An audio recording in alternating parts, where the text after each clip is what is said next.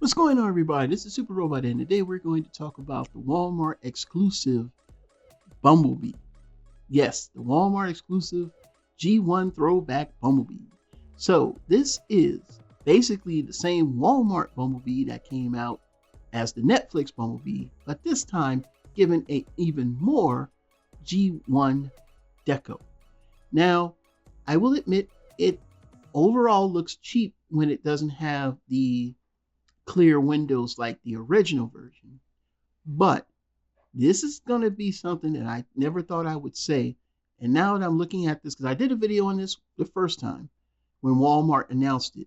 Now, there were two ways you can get this. You could have got this from Walmart, or the limited quality is on post. So apparently when Walmart sold out on this one as well as the gears, Hasbro Pulse had a few just like a couple of weeks ago. And literally now they're about to ship on the 25th. So I will have the gears and the Bumblebee in a few weeks. Now let's look at the vehicle mode. I mean, not going to lie, this is still one of my favorite Bumblebees, even though it doesn't have the more tuned shape from Choro Q. It still is one of my favorite Bumblebees. This is I call this masterpiece. Well, it's parts for me. So what? All it does is just take the back off. If that's going to hurt you, then don't buy it. We don't care how you feel. Complainers, go away. This is for us that want the toy. And it looks good. I mean, now the problem is the head. Now, it was a problem with the first one.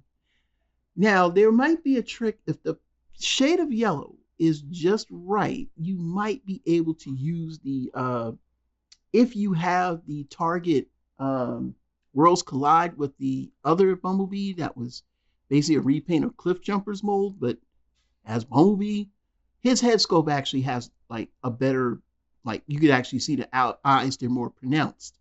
As the same thing was with the original Netflix mold, the eyes were very recessed.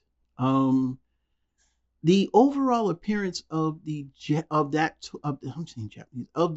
version was always what struck me. And you stuck an Autobot symbol on it, and man, standing on the shelf, his chest. I know a lot of people like the tout because Studio Series 86 was a newer version, and I still think it's a good figure because it's more available if you need a G1 Bumblebee.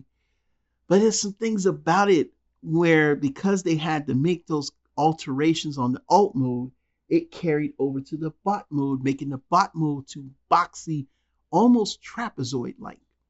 Whereas even though this one is actually transformed opposite, yes, opposite, because that's what I'm saying. This thing did a lot of tricks and turns to give you a very highly articulated and posable figure. To me, I'm going to start to lean back to this one.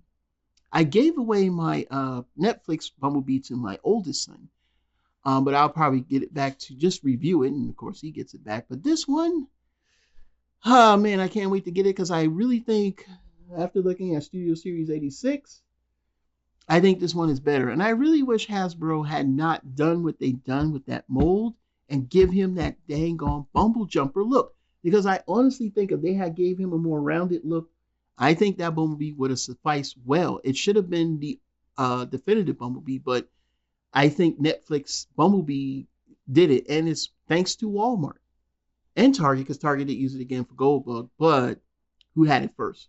Walmart.